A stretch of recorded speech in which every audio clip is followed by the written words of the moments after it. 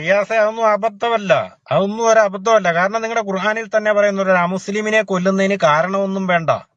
ഒരു അമുസ്ലിമിനെ ഒരു മുസ്ലിമിനെ കൊല്ലുന്നതിന് ഒരു കാരണവും വേണ്ട. അമുസ്ലിം ആയാൽ മാത്രം മതി. നാസർബായി 9:23 പറയുന്ന നാസർബായി സ്വന്തം അയൽക്കാരനായ കാഫിറിനോട് പോയി യുദ്ധം ചെയ്യണം. ആ യുദ്ധത്തിൽ അവൻ രൂക്ഷത കണ്ടെത്തണമെന്നാണ് പറഞ്ഞിരിക്കുന്നത്. 9:123 പറഞ്ഞിരിക്കുന്നതാണ്. അതായത് നമ്മൾ സ്വന്തം ഇന്ത്യ അയൽക്കാരനായ കാഫിറിനോട് വരെ പോയി യുദ്ധം ചെയ്യാൻ പറഞ്ഞിട്ടുണ്ട്. അവിടെ കാരണമൊന്നും പറഞ്ഞിട്ടൊന്നുമില്ല. ആ അയൽക്കാരനായ കാഫിർ വല്ല കുറ്റവും ചെയ്തിട്ട് വേണം അവനെ യുദ്ധം ചെയ്യാനെന്ന് പറയുന്നില്ല ഖുർആൻ. അതായത് നിങ്ങളുടെ അയൽവക്കത്ത് താമസിക്കുന്ന കാഫിർ അമുസ്ലിം എന്തെങ്കിലും മുസ്ലിമിനെ ദ്രോഹിക്കുകയോ മുസ്ലിമിനെ ജീവിക്കാൻ അനുവദിക്കാതിരിക്കുകയോ അങ്ങനെ എന്തെങ്കിലും ചെയ്യുമ്പോൾ നിങ്ങൾ പോയി യുദ്ധം ചെയ്യുക. ആ യുദ്ധത്തിൽ അവൻ രൂക്ഷത കണ്ടെത്തണം എന്നല്ല പറഞ്ഞിരിക്കുന്നത്. കാത്തലുല്ലദീന യലൂനക്കും മിനൽ കുഫാരി വയജിദു ഫീക്കും ഇല്ലത്തൻ വഅലമു അന്നല്ലാഹ മഅൽ മുത്തഖീൻ സൂറത്തുൽ തൗബ 123 വാക്യം. അവിടെ പറയുന്നത്, അല്ലയോ മുസ്ലിമീങ്ങളെ, നിങ്ങളുടെ അടുത്ത് താമസിക്കുന്ന കാഫിറിനോട് നീ യുദ്ധം ചെയ്യുക, ആ യുദ്ധത്തിൽ അവൻ രൂക്ഷത കണ്ടെത്തണം എന്നാണ് പറഞ്ഞിരിക്കുന്നത്. അവിടെ ഖുർആൻ പറയുന്നില്ല ആ മുസ്ലിം എന്തെങ്കിലും ദ്രോഹം നിങ്ങളോട് ചെയ്താൽ മാത്രമേ ചെയ്യാവൂ എന്നല്ല പറഞ്ഞിരിക്കുന്നത്.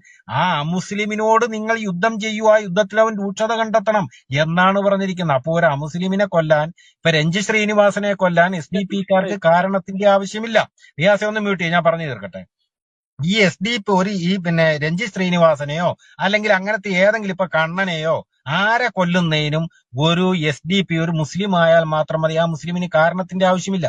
കാരണം ആ മുസ്ലിമിനെ കൊല്ലുന്നതിന് കാരണത്തിന്റെ ആവശ്യമില്ല. ലോകം മുഴുവൻ ഖുർആൻ 8:39 പറയുന്ന കാത്തലഹും ഹത്താല തക്കൂനു ഫിത്നത്തൻ വയക്കൂനുദ്ദീൻ അല്ലാന്ന്. അപ്പൊ ഇപ്പൊ സത്യം പറഞ്ഞ ഇന്ത്യയിൽ റിയാസ് അടക്കമുള്ള മുസ്ലിമീങ്ങൾക്ക് യുദ്ധം ചെയ്യേണ്ട സമയമാണ്.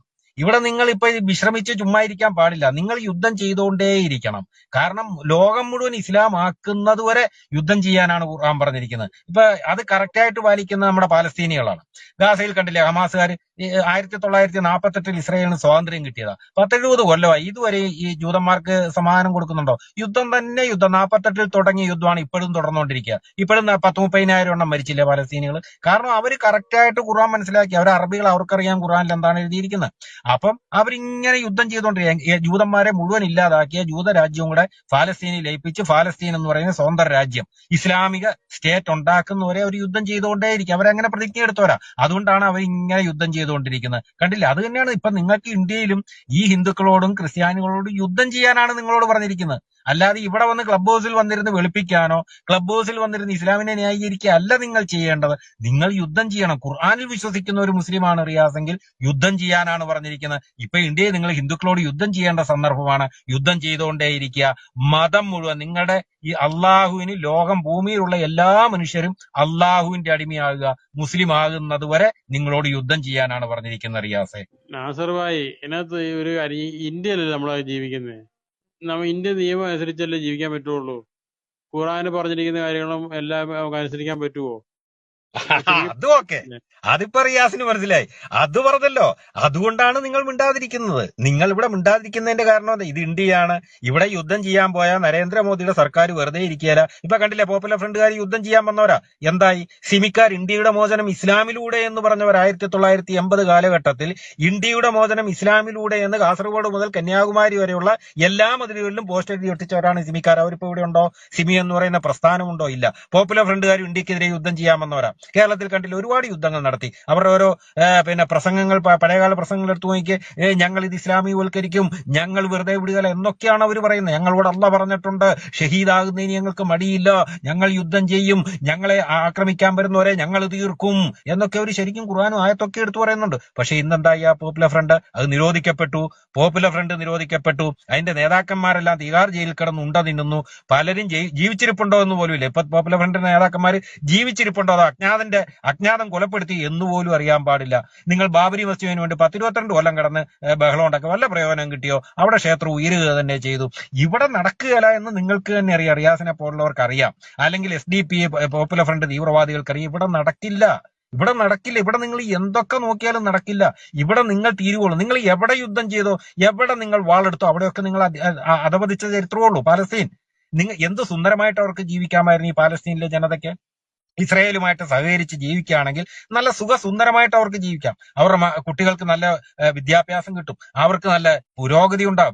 ഇസ്രയേലുകൾ എങ്ങനെ ജീവിക്കുന്നു ആ രീതിയിൽ തന്നെ പലസ്തീനികൾക്ക് ജീവിക്കാം. പക്ഷെ അവർ സമ്മതിച്ചില്ല. കാരണം എന്താ? അവരുടെ ഖുർആനിൽ എഴുതി വെച്ചിരിക്കുന്നത് മതം മുഴുവൻ അള്ളാഹുവിനാകുന്നവർ അന്യരോട് യുദ്ധം ചെയ്യണമെന്ന, യഹൂദനെയും ക്രിസ്ത്യാനിയും മിത്രമാക്കരുതെന്ന്, അവസാനത്തെ ജൂതനും ചത്തു തീരുന്നവരെ, അവനെ വരെ കൊന്നൊടുക്കുന്നവരെ ലോകം അവസാനിക്കുകയില്ല എന്നൊക്കെയാണ് അവരുടെ ഖുർആനിലും ഹദീസിലും ഒക്കെ എഴുതി വെച്ചിരിക്കുന്നത്. അത് കണ്ട് അതൊക്കെ സത്യമാണെന്നും അതുപോലെ ഖുർആനിൽ പറഞ്ഞിരിക്കുന്ന 72 ഊറിയും കള്ളുപുഴയും സത്യമാണെന്നും ഇതൊക്കെ ഓർത്ത് ഈ മതപൊട്ടന്മാരായ, ഈ മദ്രസ പൊട്ടന്മാരായ, ഈ 6-ാം നൂറ്റാണ്ടിലെ കാട്ടറബിയുടെ അനുയായികൾ ഇങ്ങനെ നടക്കുകയാണ്.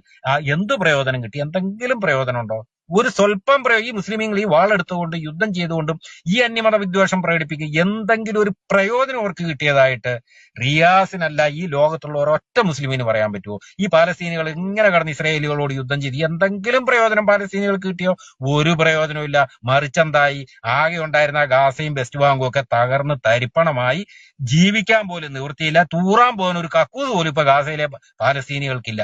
ആ അവസ്ഥയിലേക്ക് എത്തിയില്ലേ? ഭക്ഷണം കൊടുക്കുന്ന ഇന്ത്യക്കാരും അമേരിക്കൻ പോലെ കാഫറുകളുടെ രാജ്യത്ത് നിന്ന് ട്രക്കുകളിൽ വരുന്ന ഭക്ഷണത്തിന് ക്യൂ നിന്ന് ഭക്ഷണം മേടിച്ച് തിന്നുകൊണ്ടിരിക്കുന്നു. ആ അവസ്ഥയിലേക്കല്ലേ ആ യുദ്ധം അവരെ എത്തിച്ചത്. അതുപോലെ തന്നെ ഇന്ത്യയിലെ ഈ മുസ്ലിങ്ങളുടെ, ഈ ഹിന്ദുക്കളോടുള്ള ഈ വൈരാഗ്യം, ഈ സംഘികളോടുള്ള വൈരാഗ്യം, ഈ അന്യമതസ്ഥരോടുള്ള വിരോധം അവരെ എവിടെ എത്തിച്ചു? തീഹാർ ജയിലിൽ എത്തിച്ചു. ഇല്ലേ? നേതാക്കന്മാരെല്ലാം തീഹാർ ജയിലിൽ പോയി ഉണ്ട തിന്നുന്നു. TJ ജോസഫ് മാഷിന്റെ കൈ വെട്ടാൻ വേണ്ടി കുറെ എണ്ണം ഇറങ്ങി. അതും ഖുർആനിലെ ആപ്തവാക്യം അനുസരിച്ച് അള്ളാഹുവിനെ മോമേനെ എതിർക്കുന്നവരുടെ കൈയും കാര്യം വെട്ടണമെന്ന് ഖുർആനിൽ എഴുതി വെച്ചിട്ടുണ്ട്. അതനുസരിച്ച് ജോസഫ് മാഷിന്റെ കൈ പോയി വെട്ടിയപ്പോ 100 പേരുണ്ടായിരുന്നു പ്രതികൾ. ഇപ്പൊ അവരുടെയൊക്കെ അവസ്ഥ എന്തായി? വീടും കുടിയില്ല. ഇപ്പൊ അതും വാടക വീട് പോലും കിട്ടുന്നില്ല. പിള്ളേരും പട്ടിണി, ഭാര്യയും പട്ടിണി. തൊഴിലുറപ്പിന് ഒരു പ്രതിയുടെ ഭാര്യ ഇപ്പൊ തൊഴിലുറപ്പിന് പോയിക്കൊണ്ടിരിക്കുന്നത് ഞാൻ അറിഞ്ഞു. ഒരു ജോസഫ് മാഷിന്റെ കൈ വെട്ടിയ അതിലെ ഒരു പ്രതിയുടെ ഭാര്യ തൊഴിലുറപ്പിനാണ് ഇപ്പൊ പോയിക്കൊണ്ടിരിക്കുന്നത്, പിള്ളേരെ പോറ്റാൻ വേണ്ടി. അവൻ ഒന്നാന്തരം മില്ല് വരെ ഉണ്ടായിരുന്നവനാ, അരിമില്ല് വരെ ഉണ്ടായിരുന്നവനാ സ്വന്തമായിട്ട്. ഇന്ന് ഭാര്യ തൊഴിലുറപ്പിന് പോയാണ് കുട്ടികളെ പോറ്റുന്ന അവസ്ഥയിലേക്ക് എത്തിച്ചില്ലേ? വല്ല പ്രയോജനവും കിട്ടിയോ? അതുകൊണ്ട് എനിക്ക് നിങ്ങൾ ഈ പാവപ്പെട്ട മുസ്ലിമീങ്ങളോട് പറയാൻ ഒന്നേ ഉള്ളൂ. നിങ്ങൾ ഈ ഖുർആനിൽ പറഞ്ഞിരിക്കുന്ന ഈ മണ്ടത്തരങ്ങൾ വിശ്വസിച്ചുകൊണ്ട് ഈ 72 ഹൂറിയും കള്ളുപുഴയും കിട്ടുമെന്നോ, എവിടെയോ നിങ്ങളുടെ ഒരു ദൈവം അള്ളാ കസേരയിൽ കയറി ഇരിപ്പുണ്ടെന്നും ഈ അള്ളാ പറഞ്ഞു വിട്ടാണ് ഈ മുഹമ്മദ് എന്ന് പറയുന്ന ഈ നിരക്ഷരനായ ഈ 53 വയസ്സിൽ 6 വയസ്സുകാരിയെ കെട്ടിയ, ഈ സ്വന്തം മരുമകളെ വരെ കെട്ടിയ, ആയിരക്കണക്കിന് അടിമ സ്ത്രീകളെ പോകിച്ച, 10,000-കണക്കിന് അമുസ്ലിമീങ്ങളെ കൊന്നൊടുക്കിയ ഒരു കാട്ടറബി, ആ കാട്ടറബി പറഞ്ഞ മണ്ടത്തരവും വിശ്വസിച്ച് നിങ്ങൾ നിങ്ങളുടെ ജീവിതം തൊലയ്ക്കാതിരിക്കുക. നിങ്ങൾ ഈ യുദ്ധം ചെയ്യാൻ നോക്കിയിട്ട് ഇനി ഒരു രക്ഷയില്ല. ഇവിടെ ശക്തികൾ എന്ന് പറയുന്ന America, Russia, India, China, France, Britain ഒക്കെയാണ് ലോകത്തെ, ഇസ്രായേൽ, ഇതൊക്കെയാണ് ലോകത്തെ വൻ ശക്തികൾ എന്ന് പറയുന്നത്. അതൊക്കെ ക്രിസ്ത്യാനികളും ജൂതന്മാരും ഹിന്ദുക്കളും ഒക്കെയാണ് അതിന്റെയൊക്കെ നേതൃത്വം കൈകാര്യം ചെയ്യുന്നത്. നിങ്ങൾക്ക് ഒരു ഗതിയും നിങ്ങൾക്കില്ല. അതുകൊണ്ട് ചാകാൻ മാത്രമേ സാധിക്കൂ. അധോഗതിയിൽ നിന്നും അധോഗതിയിലേക്ക് മാത്രമേ പോകാൻ സാധിക്കൂ. അതുകൊണ്ട് മനുഷ്യനാവൂ.